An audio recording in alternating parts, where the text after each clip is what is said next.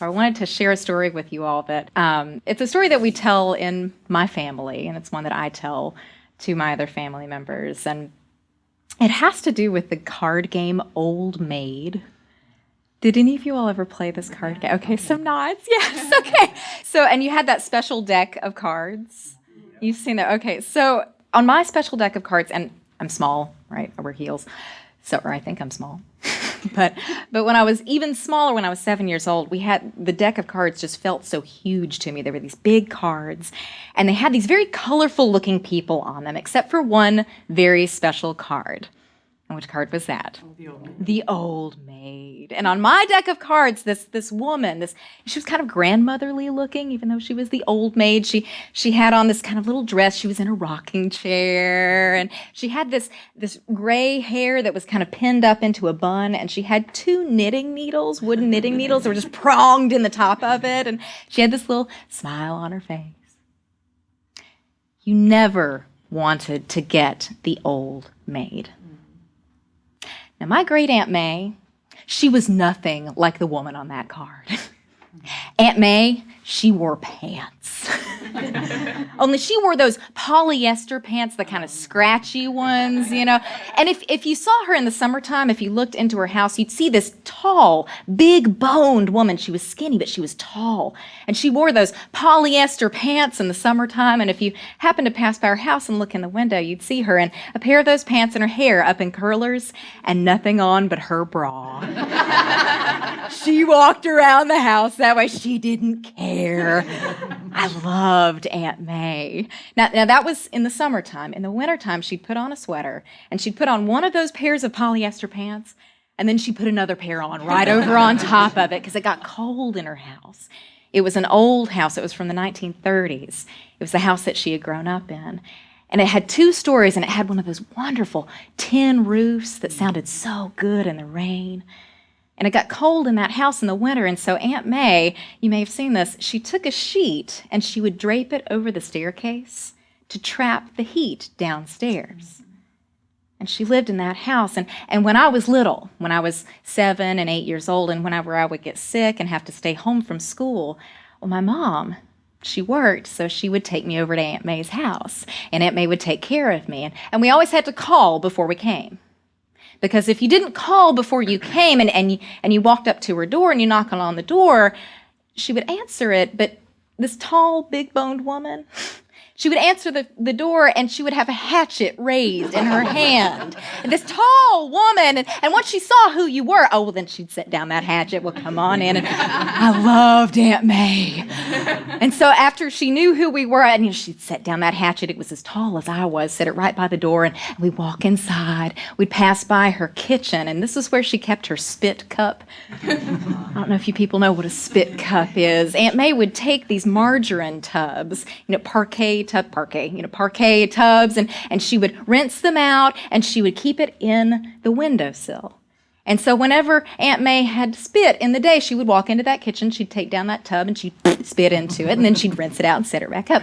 So I'd walk in, and I'd pass by that hatchet, past the kitchen and the spit cup, and walk inside. And if I was sick, she would sit me down on her couch. It was that scratchy wool couch that was orange and brown, and she'd make me a bed there, and I'd pull the sheet up, and she would turn on the TV. It had one of those pull dials and one of those turns for channels 1 through 12. And we could chart our day by the turn of that dial. Channel 5. Days of Our Lives. And Aunt May, during Days of Our Lives, she would teach me her exercises. This was a 70-year-old woman, and she would lay down on her back on the floor, and she would kick her legs up, and she would just start spinning those legs up in the air like a bicycle, and I'd do that with her, and I taught her my exercises. This 70-year-old woman, I had her get down on all fours, and I would climb up on top of her back, and I would ride her like a horse all the way around that living room. I loved Aunt May. Channel 11, the news. And it was lunchtime. And Aunt May, she would go into that kitchen, where the spit cup was, and she would make me a can of chicken noodle soup, Campbell's chicken noodle soup. Only she made it the way that Aunt May made it. And she made it with a little bit of milk and a little bit of pepper. And you got that face. Yeah, that's what I did the first time I tried it too. I looked at this creamy stuff and I looked up at her. I said, Mama, Aunt May, that's not how Mama makes it. And she said, well, just try it. Now, if you don't like it, I'll make you something else. And so I took that first little hesitant sip.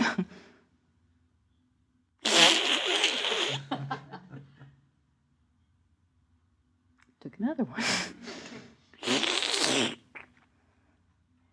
And from that day until this, that's how I make my chicken noodle soup. It is so, go home and try it. It's so good. I loved Aunt May's. Channel 12, Donahue. And when Donahue was on, it was the afternoon, and Aunt May, she would get on the phone, and she would call women on her calling circle. Now, Aunt May never seemed to leave the house, but she always knew everything that was going on in our community, but from the women on her calling circle. And she would be talking on the phone, and Donahue was on, and that was when I would play with Aunt May's buttons. She had this collection of buttons, the ones that had popped off of those polyester pants and the extra ones that came with it. She collected them all in an old powder box, powder for your face. And I'd dump those buttons out, and I'd play with them on the floor, and they were big, shiny buttons with rhinestones on them, and little tiny faux pearls, and little pink buttons, and big, shiny cream buttons, fabric-covered buttons. I'd play with those buttons, and I would imagine what was behind that sheet behind me that covered up that second floor, covered up that staircase, and I'd wonder. And it was years later before I found out what was on that second floor of that house. I grew up. I'd been 7 and 8 then. I grew up. I got older, went off to college, and Aunt May, she got older. And it was only after I got older and gained some perspective that I realized that Aunt May was very nice to me, but to the rest of the family, she was the orneriest, most cantankerous, crotchety, mean old woman. She was the old maid. She'd never married. And she was kind of shy and socially awkward with a lot of adults, and she was tall and skinny. She played basketball when she was younger, but she never really knew how to interact with other people. She still lived in that house that she had grown up in, her parents' house. And when Aunt May got older and she had to be put in a nursing home, we couldn't care for her or give her the care that she needed. She went to a nursing home. I came home from college for a visit, and the whole family, we came into that house, and we took down that sheet, and we walked upstairs, and I finally saw what was in that second floor. Beautiful antiques. Furniture and carved headboards, beautifully, intricately carved wood and tea sets and all of these antiques. Aunt May, like many of the women in her generation, she was never financially independent. She was the custodian of many family heirlooms, but she never had any money of her own. She was the old maid. But Aunt May, when I was little, she let me ride on her back like a horse. Aunt May, she wasn't that woman on the card. Aunt May was beautiful. Last time I saw my Aunt May, we went to the nursing home. I'd come home from college. I went with my mom, and we walked in the door, and you know how it is kind of in some nursing homes. You open that door, and it smells faintly of rubbing alcohol and urine. We walked in, and we were going down the hall to her room, and as I passed by this man in a wheelchair, he reached out and grabbed my shirt, and I kind of shied away from him, and I told my mom, and she said, well, some people just don't get a lot of visitors in here, and I bet he was just lonely. And I was really glad that we were going to see my Aunt May. And we walked in the door, and Days of Our Lives was on. And she was on the phone with one of the women in her calling circle, and she was finishing up that conversation, so we visited with her for about an hour. And when it came time to leave, I bent down and I hugged her, and I stood back up, I held her hand. And I remembered all those times when I'd walked into her house and she held my hand, big, tall, and strong, big boned. Now I was a tall one. She looked up at me and she said very firmly, "Don't forget about me." And I thought at the time that she just wanted me to come back and visit, but she passed away soon after that. Don't forget about me. I keep a jar of Aunt May's buttons on my desk, right beside a picture of her. She's got that big smile, all wrinkles. Don't forget about me. She's one of the most beautiful women I have ever known.